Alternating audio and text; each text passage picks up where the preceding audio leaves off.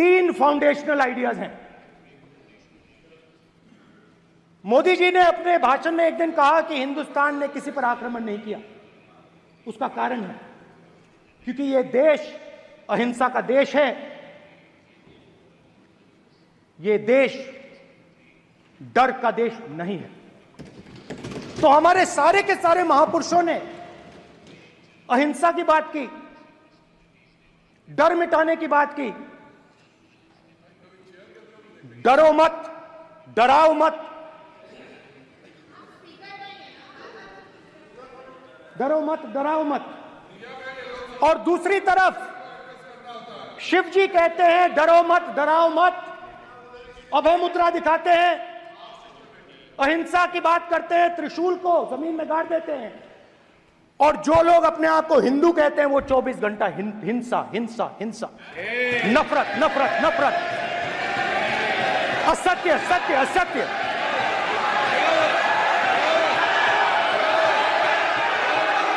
आप हिंदू हो ही नहीं।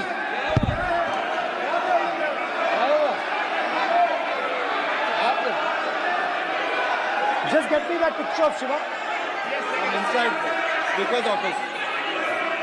हिंदू धर्म में साफ लिखा है, सत्य के साथ खड़ा होना चाहिए, सत्य से पीछे नहीं हटना चाहिए, सत्य से नहीं डरना चाहिए।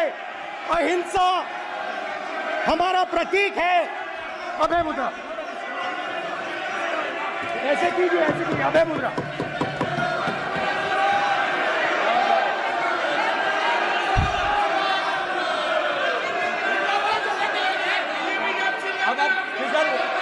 से क्या नहीं आएगा? Prime minister will not speak it. Then prime minister will speak it. This will happen here. Speaker If you are doing this, it will repeat again. भाई भाई भाई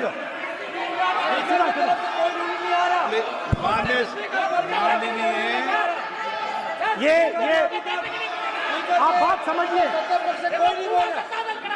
आप बात समझिए। ये इसलिए चिल्ला रहे हैं क्योंकि तीर जाके दिल में लगा है, दिल में जाके तीर लगा है, इसलिए ये चिल्ला रहे हैं। देखो चुप हो गए, देखिए स्पीकर साहब चुप हो गए सब।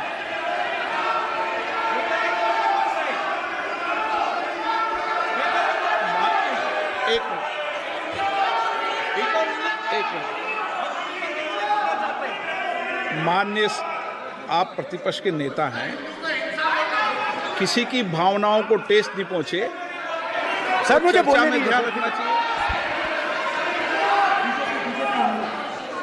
ये जो ये विषय बहुत गंभीर है, पूरे हिंदू समाज को हिंसक कहना ये गंभीर विषय है। बीजेपी को आपको नहीं, नरेंद्र मोदी जी पूरा हिंदू समाज नहीं है, बीजेपी पूरा हिंदू समाज नहीं है, आरएसएस पूरा हिंदू समाज नहीं है।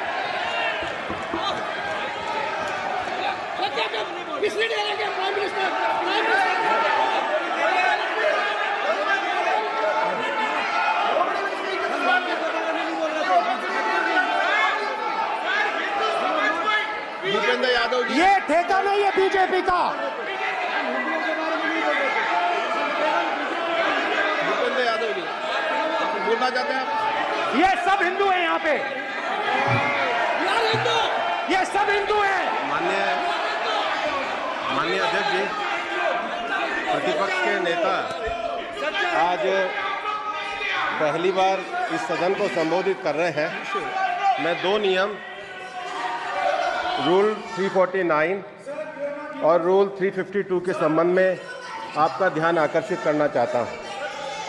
सबसे पहले तो प्रतिपक्ष के नेता को बोलने का तरीका आना चाहिए।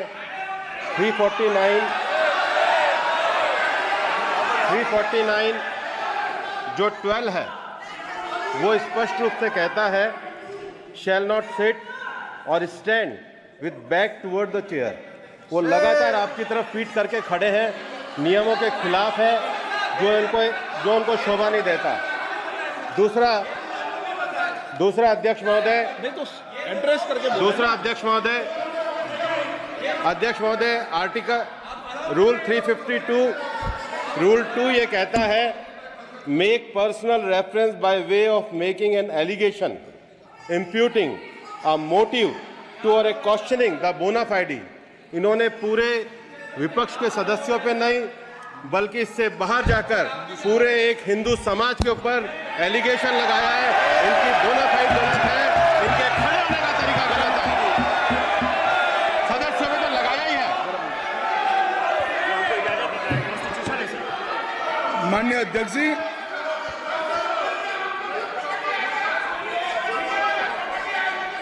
गृह मंत्री जी, नो आप डिबेट में गृह मंत्री जी।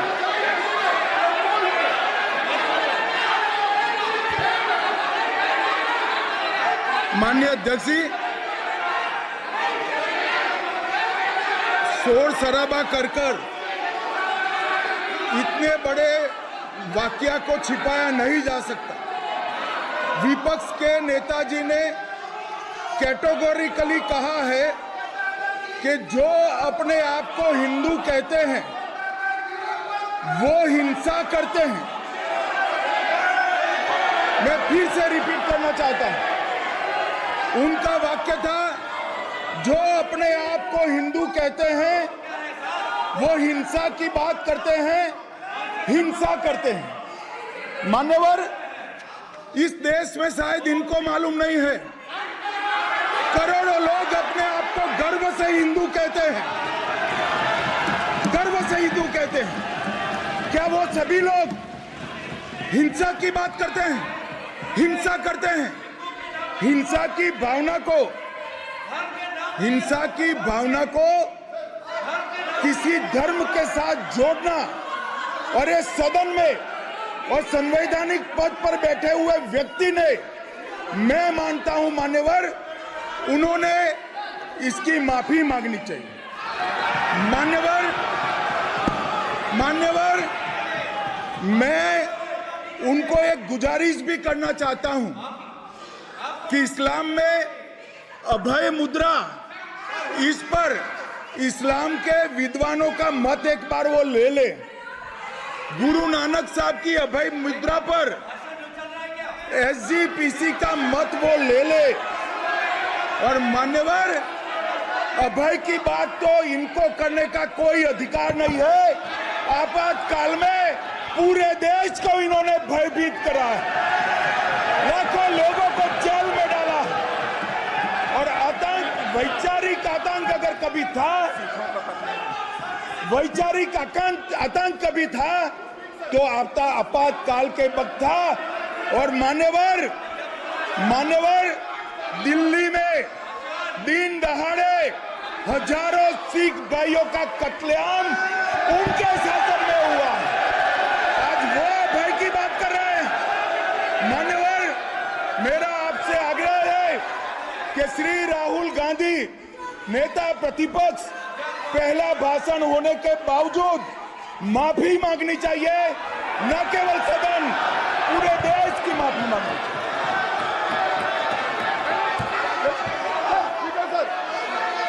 सर,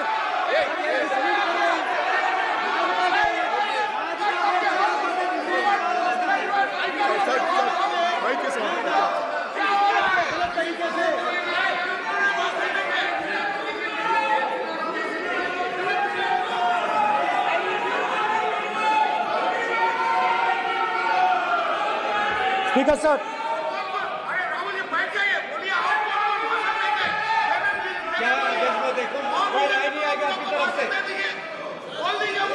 तो कल प्रधानमंत्री मोदी जी के समय भी सर आप ऐसे रहिए sir. I'm not going to speak until they're quiet.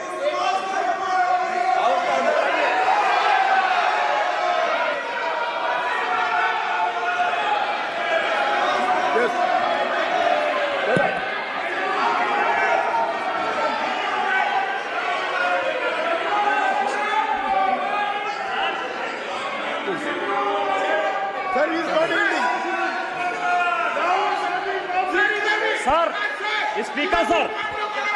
Speaker sir, ये संविधान की बात कर रहे हैं सर, और इसी संविधान का आर्टिकल 25 कहता है कि किसी भी धर्म के ऊपर कोई भी व्यक्ति किसी को हिंसावादी करार नहीं दे सकता है, और इन्होंने हिंदू का हिंसावादी कहा है सर। संविधान का इन्होंने अपमान किया है, संविधान की झूठी दुहाई दी है, इनको माफी मांगनी चाहिए सर। ये आर्टिकल 25 है सर संविधान का सर, इनको माफी मांगनी चाहिए। आर्टिकल 25 जो है संविधान, और ये देश संविधान से चलता है, ये पार्लियामेंट संविधान से चलता है सर, इनको माफी मांगनी चाहिए सर। ये संविधान से ऊपर नहीं है सर, कांग्रेस संविधान से ऊपर नहीं है। आर्टिकल 25 कल्याण बनर्जी जी बताए आर्टिकल 25 क्या था? आप उनको कहिए क्या आप लोग कहा क्या? पार्लियामेंट में आप लोग का है, आप लोग का जमींदारी है क्या? क्या समझते हो? पार्लियामेंट का आप लोग का जमींदारी है क्या? जमींदारी बिठा दी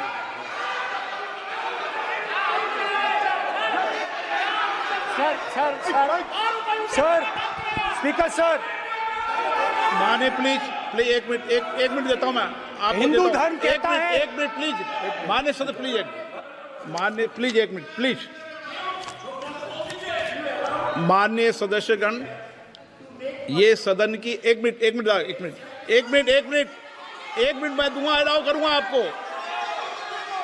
माननीय सदस्यगण, इस सदन की एक गरिमा रही है और हमें संवाद चर्चा करते समय इस सदन की गरिमा को रखना चाहिए, और ऐसी कोई भी आपत्तिजनक बात जो पूरे समाज के पर विषय हो, कम से कम प्रतिपक्ष के नेता को बोलते समय ध्यान रखना चाहिए।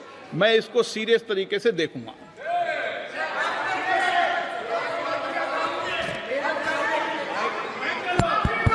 सर, अगर आप हिंदू धर्म के जो महापुरुष हैं, महापुरुष छोड़िए, अगर आप शिव जी को देखें तो क्या हो रहा है सर?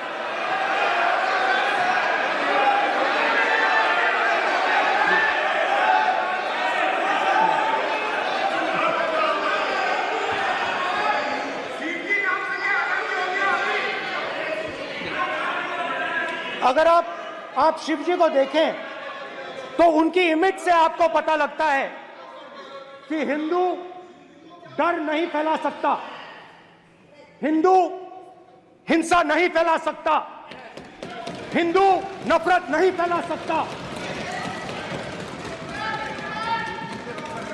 और बीजेपी 24 घंटा नफरत, हिंसा, नफरत, हिंसा, नफरत, हिंसा। स्पीकर सर, कहां तक इन्होंने डर फैला दिया है?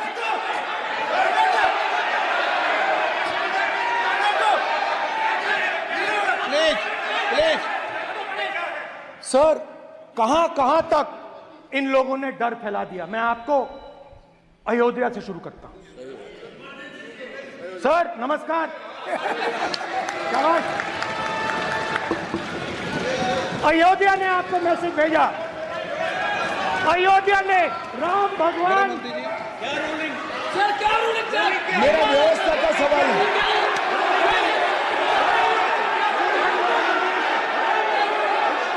इस सदन के नियमों की पुस्तिका, इससे कुछ सदस्यों को क्या मुक्ति दे दी गई है? आपके गाइडेंस के बाद भी बार बार तस्वीर बताना, पूरे बीजेपी को हिंसा कर रही है ऐसे कहना, खड़े होकर एक दूसरे के बीच में हस्तधून करना, सारे नियम इनको लागू नहीं होते हैं।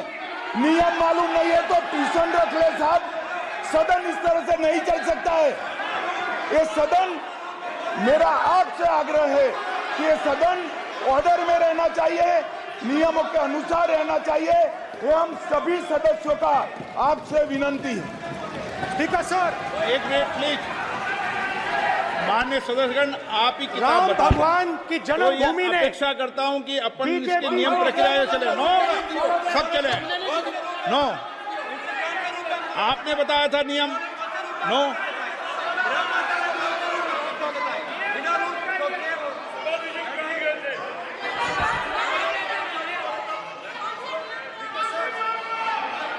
माइक दीजिए सर। हाँ सर, मेरा सवाल है सर, इस माइक का कंट्रोलर किसके हाथ में? प्लीज बैठिए, बैठिए, बैठिए। सर ये ऑफ होता है, प्लीज बीच में माने ऑफ हो बैठिए, जाता है। प्लीज। ये बार कई बार विषय उठ गई और बहुत गंभीर, और माननीय सदस्य, आप प्रतिपक्ष के नेता हैं, आप सदन के बाहर भी ये बात कहते हैं कि माइक बंद कर देते हैं। मैंने कई बार आग्रहपूर्वक किया कि आसन पर इस तरीके का आरोप नहीं लगाएं। नो, प्लीज बात सुनिए।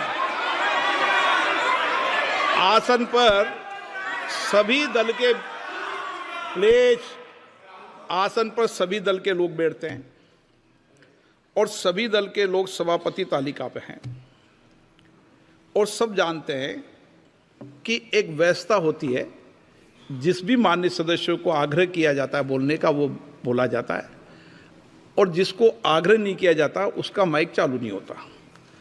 आप बोलने के लिए खड़े, आपका माइक कभी बंद नहीं हुआ, कभी बंद नहीं हुआ। आप अगर आसन में जो भी विराज रहे हैं वो अगर आपका नाम नहीं पुकारते हैं तब माइक चालू नहीं होता। ये व्यवस्था हमेशा इस सदन की रही है, पुराने में भी और नए में भी। कभी आसन पे व्यक्ति पर माइक का कंट्रोल नहीं होता। दूसरा, माननीय प्रतिपक्ष के आप नेता हैं और आपसे ये अपेक्षा की जाती है कि आप लोकसभा की प्रक्रिया काल संचार नियम का पालन करें, संविधान की जो व्यवस्थाएं दे रखी है उसकी पालन करें, और सदन में बोलते समय किसी भी धर्म को के ऊपर ऐसा आक्षेप नहीं करें जिससे पूरे देश के अंदर विषय पैदा हो। यह आपसे अपेक्षा की जाती है। सर, मैं बिल्कुल आपकी रिस्पेक्ट करता हूं स्पीकर सर, मगर मेरे भाषण के बीच में सच्चाई ये है कि माइक ऑफ हो जाता है। मैं क्या करूं, हो जाता है वो।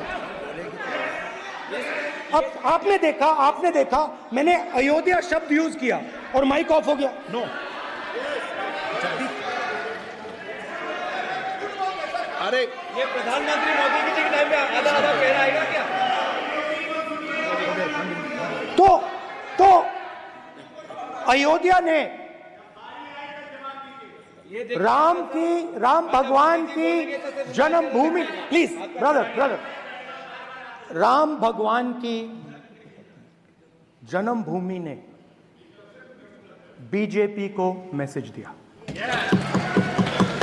और ये आपके सामने मैसेज बैठे हुए हैं। मैंने इनसे पूछा, कल कॉफी पी, इनसे मैंने पूछा बताइए ये हुआ क्या? बीजेपी ने राम मंदिर का इनॉग्रेशन किया, बोलने दीजिए, राम मंदिर का इनॉग्रेशन किया। अरे भाई आप हार गए, उसको शांत करिए। नाम बोलने की कोई जरूरत नहीं है, मैं भाषण दे रहा हूं, आप नहीं दे रहे हो। मुझे बोलना है जो बोलना है, मुझे नाम लेने की कोई जरूरत नहीं, मुझे जो बोलना है मैं बोलूंगा। तो अयोध्या ने मैसेज दिया और मैंने इनसे पूछा कि हुआ क्या, और इनका जवाब आया। मैंने उनसे पूछा कि आपको कब पता लगा कि आप अयोध्या में जीत रहे हो, और आपने कहा पहले दिन से मुझे पता था। सही बात। और मैंने कहा ये क्या हुआ? उन्होंने कहा राहुल जी, अयोध्या में एयरपोर्ट बना, अयोध्या की जनता से जमीन छीनी गई और आज तक उन्हें मुआवजा नहीं मिला है। उन्होंने कहा, सही बात, उन्होंने कहा कि अयोध्या में जो भी छोटे छोटे दुकानदार थे, जो भी छोटी छोटी बिल्डिंग्स थी, उन सारों को तोड़कर गिरा दिया गया और उन लोगों को सड़क पर कर दिया गया। इन्होंने यह भी कहा कि अयोध्या के इनॉग्रेशन में अयोध्या की जनता को बहुत दुख हुआ, क्योंकि इनॉग्रेशन में अदानी जी थे, अंबानी जी थे, मगर अयोध्या का कोई नहीं था। और ये कारण था कि अयोध्या की जनता में, उनके दिल में नरेंद्र मोदी जी ने भय डाल दिया। उनकी जमीन ले ली, उनके घर गिरा दिए और फिर अयोध्या के गरीब लोगों को, किसानों को, मजदूरों को मंदिर के इनॉग्रेशन तक नहीं जाने दिया। मंदिर के इनॉग्रेशन छोड़ो, उसके बाहर भी नहीं जाने दिया। और इसीलिए अयोध्या की जनता ने सही मैसेज भेजा। अच्छा, इन्होंने मुझे एक और बात बोली, 3 बार इन्होंने कहा कि 3 बार नरेंद्र मोदी ने टेस्ट किया, 2 बार क्या मैं अयोध्या से लड़ जाऊं? और सर्वेयर्स ने कहा अयोध्या में मत लड़ जाना, अयोध्या में मत लड़ जाना, अयोध्या की जनता हरा देगी। और इसीलिए प्रधानमंत्री वाराणसी गए और वहां बच के निकले।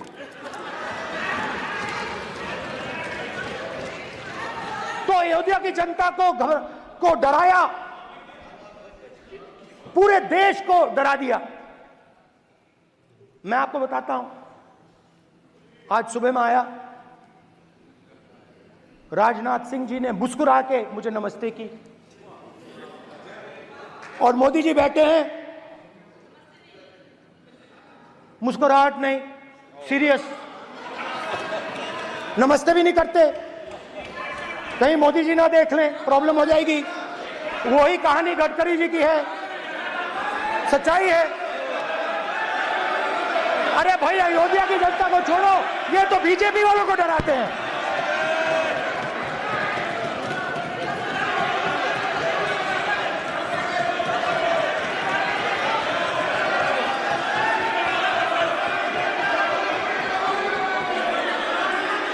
माननीय सर क्या है? माननीय एक मिनट, माननीय प्रतिपक्ष के नेता, एक मिनट, माननीय प्रतिपक्ष के नेता, आप सदन के वरिष्ठ नेता हैं। मेरा आपसे आग्रह है कि राष्ट्रपति अभिभाषण पर डिबेट हो रही है, इसकी गरिमा, राष्ट्रपति अभिभाषण की गरिमा रखे ना। ये तो अपेक्षा आपसे सब करते हैं कि आप राष्ट्रपति अभिभाषण पे बोले, नीतियां पे बोले, कार्यक्रमों में बोले। आप व्यक्तिगत रूप से नहीं, अगर आप ये उचित मानते हैं क्या स्पीकर सर, ये उचित है? अगर आपकी पार्टी इसको उचित मानती है तो मुझे कुछ नहीं कहना। स्पीकर सर, माननीय अध्यक्ष जी, लोकतंत्र ने और संविधान ने मुझे सिखाया है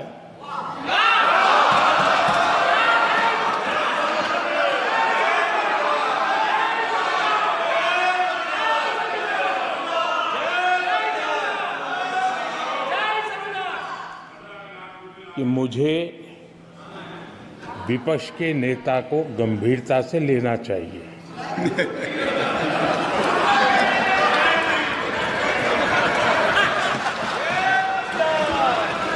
स्पीकर सर, आपने कहा कि डिबेट प्रेसिडेंट्स एड्रेस पे होनी चाहिए। ये जो मैंने किया है, अनुराग ठाकुर जी ने अयोध्या की बात की थी, अनुराग ठाकुर जी ने सनातन धर्म पर आक्रमण की बात की थी, इसीलिए मैंने ये किया है। मैं दिखाना चाहता हूं कि अयोध्या में क्या हुआ, अयोध्या की सच्चाई क्या थी। प्रेसिडेंट्स डिबेट में उन्होंने बात उठाई थी, मैंने बात बंद की। प्रधानमंत्री जी को अश्लील लगी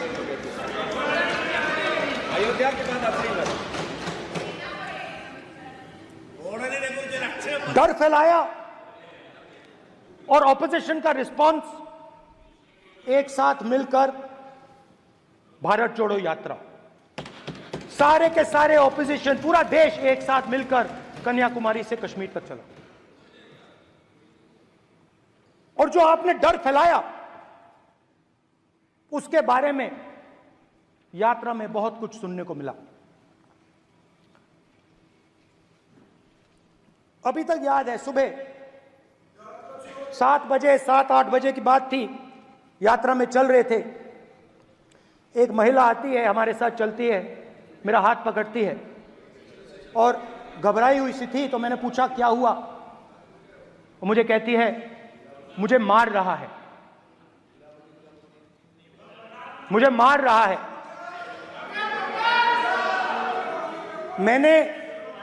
मैंने पूछा कौन मार रहा है, कौन मार रहा है? बेटी बचाओ, बेटी की दुविधा सुनाई नहीं दे रही, बेटी का दर्द नहीं सुनना चाहते, भारत की महिलाओं का दर्द नहीं सुनना चाहते। मैंने पूछा कौन मार रहा है, कहता है मेरा पति मार रहा है। मैंने कहा क्यों? कहती है सुबह का खाना नहीं दे पाई। मैंने कहा क्यों? खरीद नहीं पाई, महंगाई है, महंगाई है, खरीद नहीं पाई, खाना नहीं पका पाई, इसलिए मुझे मार पिट रही है। मैंने कहा बहन क्या करूं, कैसे आपकी मदद करूं? कहती हैं आप कुछ मत कीजिए, आप कुछ मत कीजिए, आप सिर्फ ये बात याद रखिए कि महंगाई के कारण हिंदुस्तान में हजारों महिलाओं को सुबह पीटा जा रहा है। उसके शब्द हैं, मेरे शब्द नहीं है। गैस सिलेंडर, महंगाई, तो आपने गरीबों को, महिलाओं को डराने का काम किया। शिव जी कहते हैं डरो मत, डराओ मत। आपने हिंदुस्तान की महिलाओं को महंगाई से हर रोज डराया है। कुछ दिन पहले मैं पंजाब में अग्निवीर के परिवार से मिला। सुनिए अग्निवीर के परिवार से मिला। छोटा सा घर था, छोटा सा घर था।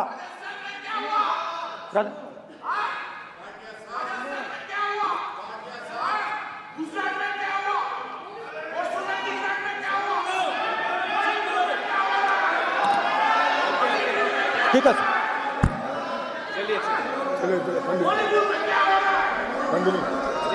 छोटे से घर में अग्निवीर शहीद हुआ, लैंडमाइन ब्लास्ट में शहीद हुआ। मैं उसे शहीद कह रहा हूं, मगर हिंदुस्तान की सरकार उसे शहीद नहीं कहती। नरेंद्र मोदी उसे शहीद नहीं कहते हैं, नरेंद्र मोदी उसे अग्निवीर कहते हैं। उस घर को पेंशन नहीं मिलेगी, उस घर को कॉम्पेंसेशन नहीं मिलेगी, शहीद का दर्जा नहीं मिलेगा। और बेचारे बैठे हुए थे, 3 बहनें थी, एक साथ बैठी हुई थी, रो रही थी। आम जवान को पेंशन मिलेगी, जरूर दुख होगा, मगर हिंदुस्तान की सरकार आम जवान की मदद करेगी। मगर अग्निवीर को जवान नहीं कहा जा सकता। अग्निवीर यूज एंड थ्रो मजदूर है। और आप उससे कहते हो, उसको आप 6 महीने की ट्रेनिंग देते हो, 6 महीने की ट्रेनिंग देते हो। दूसरी तरफ चाइना के जवान को 5 साल की ट्रेनिंग मिलती है, राइफल लेकर उसके सामने खड़ा कर देते हो, उसके दिल में भय पैदा करते हो। एक जवान और दूसरे जवान के बीच में फूट डालते हो। कि एक को पेंशन मिलेगी, एक को शहीद का दर्जा मिलेगा, दूसरे को नहीं मिलेगा, और फिर अपने आप को देशभक्त कहते हो। ये कैसे देशभक्त हैं?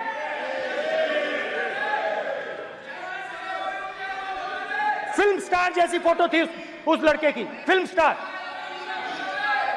बॉलीवुड स्टार की फोटो थी। मैं सोच रहा था, देखो इस युवा ने जान दी। स्पीकर सर,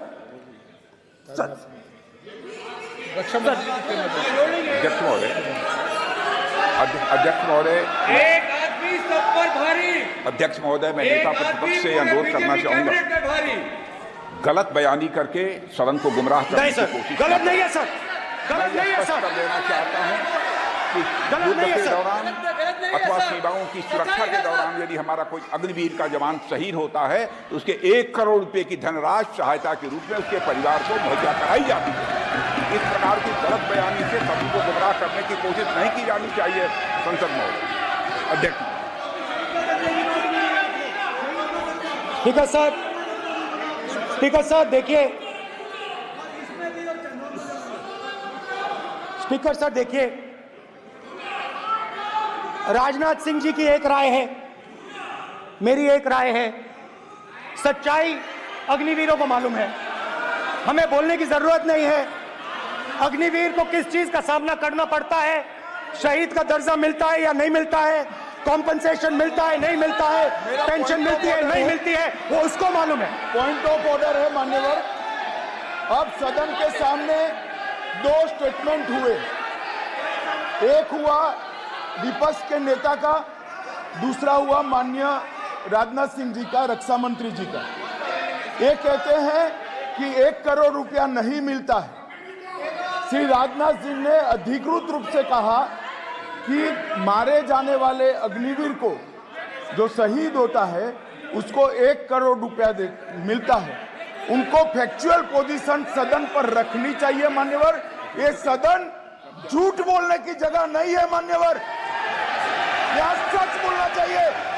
और अगर ये नहीं रखते हैं तो उनको, ये सत्यापन नहीं करते अपने स्टेटमेंट का, तो उनको सदन और देश से और अग्निवीरों से माफी मांगनी चाहिए माननीय।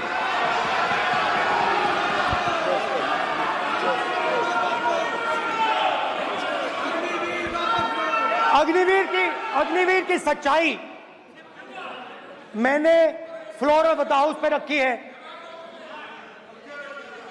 और राजनाथ सिंह जी ने भी कहा है, जो रियलिटी है वो हिंदुस्तान की सेना को मालूम है, वो अग्निवीरों को मालूम है। उनके कहने से या मेरे कहने से कोई फर्क नहीं पड़ता, सच्चाई तो उनको मालूम है, उनको मालूम है सच्चाई कौन बोल रहा है। जदि आपंक आम भिडी भल लगा तेब आम चैनल को लाइक, शेयर और सब्सक्राइब करने को जमा भी भूलु नहीं।